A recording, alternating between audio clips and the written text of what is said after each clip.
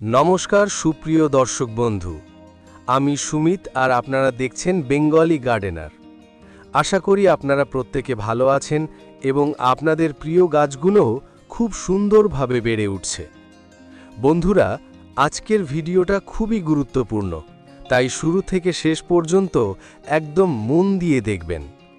বন্ধুরা, আজ আমি সরাসরি একটা বড় সত্যি কথা দিয়ে শুরু করতে চাই।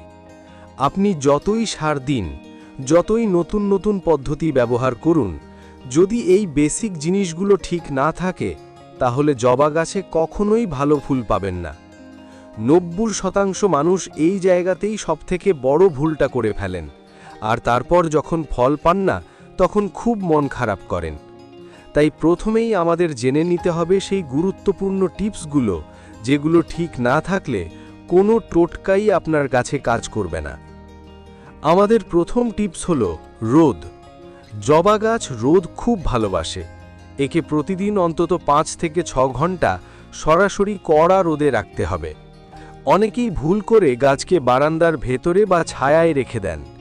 এতে গাছ বেঁচে থাকে ঠিকই, কিন্তু ফুল দেয় না। আপনি যদি সত্যি গাছে প্রচুর ফুল দেখতে চান তাহলে রোদ একদম কমানো যাবে না। সকাল থেকে বিকেল পর্যন্ত গাছকে পর্যাপ্ত পরিমাণে রোদ পেতে দিতে হবে। দ্বিতীয় টিপস হলো জল দেওয়া। জবা গাছে জল দেওয়ার সময় একটা ব্যালেন্স রাখতে হবে। মাটি যেন সব সময় একটু ভিজে থাকে, কিন্তু একদম কাদা হয়ে জল যেন জমে না থাকে। অনেকেই প্রতিদিন বেশি করে জল ঢেলে দেন, এতে শিকড় পচে যায়। আবার কেউ কেউ অনেক দিন জল দেন না, এতে গাছ শুকিয়ে যায়। তাই মাটি শুকোতে শুরু করলেই বুঝে জল দেবেন। যারা নতুন বাগানি তারা টবের মাটির উপরিভাগ কিছুটা খুঁড়ে দেখবেন ভিতরে ভিজে ভাব আছে কিনা, তখন সেই বুঝে জল দেবেন। টবের মাটিতে জল যাতে না জমে তার জন্য মাঝে মধ্যে ড্রেনেজ হোলগুলোকে চেক করবেন। দরকার পড়লে ড্রেনেজ হোলগুলোকে খুঁচিয়ে পরিষ্কার করে দেবেন, এতে অতিরিক্ত জল বেরিয়ে যাবে। তৃতীয় টিপস হলো মাটি আলগা করা। মাসে অন্তত একবার যে কোনো নিড়ানি বা খুরপি দিয়ে টবের মাটি একটু কিনারা বরাবর ওপর নিচ করে আলগা করে দেবেন। এতে মাটির ভেতরে বাতাস চলাচল করতে পারে এবং গাছের শিকড়গুলো খুব ভালোভাবে কাজ করতে পারে। মাটি আলগা করার সময় যদি গাছের গোড়ায় কোনো আগাছা থাকে তাহলে সেগুলোকে শিকড় সমেত তুলে ফেলতে হবে, কারণ এই আগাছা গাছের সমস্ত পুষ্টি শোষণ করে নেয় এবং তরতরিয়ে বেড়ে ওঠে, তাই মূল গাছ পুষ্টি পায় না। এই সাধারণ কাজটা এই গাছের গ্রোথ অনেক বাড়িয়ে দেবে। চতুর্থ টিপস হলো শুকনো ফুল ও পাতা পরিষ্কার করা। গাছে যে ফুলগুলো ফুটে ঝরে যায় সেগুলো প্রতিদিন গাছ থেকে তুলে ফেলবেন। যদি কোনো শুকনো বা হলুদ পাতা থাকে সেটাও কেটে বাদ দেবেন। এতে গাছ নতুন কুঁড়ি আনতে উৎসাহ পায় এবং অহেতুক শক্তি নষ্ট করে না। পঞ্চম টিপস হলো একসাথে অনেক কিছু ব্যবহার না করা। অনেকেই আজ এটা, কাল ওটা, পরশু আরেকটা সার ব্যবহার করেন। এটা একদম ভুল অভ্যেস। যে কোনো একটা পদ্ধতি ব্যবহার করুন, তাকে কাজ করার জন্য কিছুটা সময় দিন, তারপর ফল দেখুন। বন্ধুরা, এই টিপসগুলো যদি আপনি ঠিকভাবে ফলো করেন তাহলে আপনার গাছ অটোমেটিক অনেক সতেজ হয়ে যাবে। আর এখন এই বেসিকগুলো ঠিক করার পর আমরা আসছি আজকের মেইন টপিকে, দেশলাই কাঠির ব্যবহার। এখন অনেকেই অবাক হয়ে ভাবছেন যে দেশলাই কাঠি আবার গাছে কিভাবে কাজ করে, কিন্তু বিশ্বাস করুন এটা একটা খুবই সহজ আর কার্যকরী পদ্ধতি, যেটা আপনার জবা গাছে কুঁড়ি আনতে আর ফুল বাড়াতে দারুণ সাহায্য করবে। এই পদ্ধতির জন্য আপনাদের আহামরি কিছু লাগবে না, শুধু লাগবে সাধারণ দেশলাই কাঠি আর আপনার প্রিয় জবা গাছ। এবার আসি সঠিক পরিমাণে। একটা 8 থেকে 10 ইঞ্চির সাধারণ টবের জন্য আপনাকে নিতে হবে 8 থেকে 10টা দেশলাই কাঠি।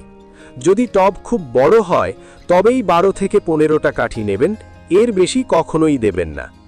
এবার বলি কিভাবে ব্যবহার করবেন। দেশলাই কাঠিগুলো নেবেন এবং কাঠির যে মাথায় বারুদ থাকে সেই অংশটা নিচের দিকে রেখে মাটির মধ্যে গেঁথে দেবেন। গাছের গোড়া থেকে অন্তত 1 থেকে 2 ইঞ্চি দূরে টবের চারপাশে কিনারা বরাবর সমানভাবে কাঠিগুলো বসাবেন। প্রতিটা কাঠি প্রায় 1 থেকে 1.5 ইঞ্চি গভীরে ঢুকিয়ে দেবেন। সব কাঠি বসানোর পর ওপর থেকে হালকা করে একটু জল দিয়ে দেবেন। খেয়াল রাখবেন মাটি শুধু ভিজবে, কিন্তু যেন কাদা না হয়। বৃষ্টির সময় এটি টবে প্রয়োগ করা যাবে, কারণ বৃষ্টির সময় আমরা কোনো সার গাছে প্রয়োগ করতে পারি না। তখন এটি যদি টবে গেঁথে দেন, বৃষ্টির জলে ধুয়ে ধুয়ে এটি মাটির সাথে মিশে সার হিসেবে কাজ করবে। এবং এই দেশলাই কাঠিতে থাকা বারুদে প্রচুর পরিমাণে সালফার বা গন্ধক থাকে, যা টবের পোকামাকড়, পিঁপড়ে, কেঁচো, কেন্ন, শামুক ইত্যাদি দূর করতে সাহায্য করে। এই পদ্ধতিটা আপনি তখনই ব্যবহার করবেন যখন দেখবেন গাছে ফুল কম হচ্ছে বা গাছটা একটু দুর্বল লাগছে। কাজটা সবসময় সকালবেলা অথবা বিকেলের দিকে করবেন। তীব্র গরমে দুপুরবেলা এটি করবেন না। একবার ব্যবহার করার পর 10 থেকে 15 দিন গাছকে একটু সময় দিন। এই সময়ের মধ্যে আপনি ধীরে ধীরে পরিবর্তনগুলো নিজের চোখে দেখতে পাবেন। আর মনে রাখবেন, এই পদ্ধতিটা মাসে একবার করলেই যথেষ্ট। এর বেশি করলে কিন্তু উল্টো ক্ষতি হতে পারে। কতদিনে ফল পাবেন সেটা নিয়ে ভাবছেন তো? সাধারণত 7 থেকে 10 দিনের মধ্যে নতুন কুঁড়ি আসতে শুরু করবে, আর 15 থেকে 20 দিনের মধ্যে আপনি গাছ ভর্তি ফুল দেখতে পাবেন। পাতাগুলো অনেক বেশি সবুজ আর সতেজ হয়ে উঠবে। তবে একটা কথা মাথায় রাখবেন, এই পদ্ধতিটা তখনই সেরা কাজ করবে যখন আপনি ওই আগের বেসিক টিপসগুলো, অর্থাৎ রোদ আর জলের নিয়মগুলো ঠিকভাবে মানবেন। বন্ধুরা, গাছের যত্ন নেওয়া খুব কঠিন কিছু নয়, শুধু একটু সঠিক পদ্ধতি আর একটু ধৈর্যের দরকার। আপনি যদি এই নিয়ম মেনে চলেন, তাহলে আপনার জবা গাছ একসময় এত ফুল দেবে যে আপনি নিজেই অবাক হয়ে যাবেন। আপনার বাগান রঙিন হয়ে উঠুক, এটাই আমি চাই। ভিডিওটা যদি আপনাদের ভালো লাগে তাহলে অবশ্যই লাইক করবেন এবং আপনার বাগান প্রেমী বন্ধুদের সাথে শেয়ার করবেন। আর যদি এখনও আমাদের চ্যানেলটি সাবস্ক্রাইব না করে থাকেন, তাহলে বাগান সংক্রান্ত এমন সহজ টিপস পেতে সাবস্ক্রাইব করে নিন এবং বেল আইকনটি প্রেস করে রাখুন। ধন্যবাদ বন্ধুরা, সবাই ভালো থাকবেন, আপনার গাছগুলো ভালো রাখবেন। আবার খুব শিগগিরই নতুন ভিডিও নিয়ে হাজির হব। নমস্কার।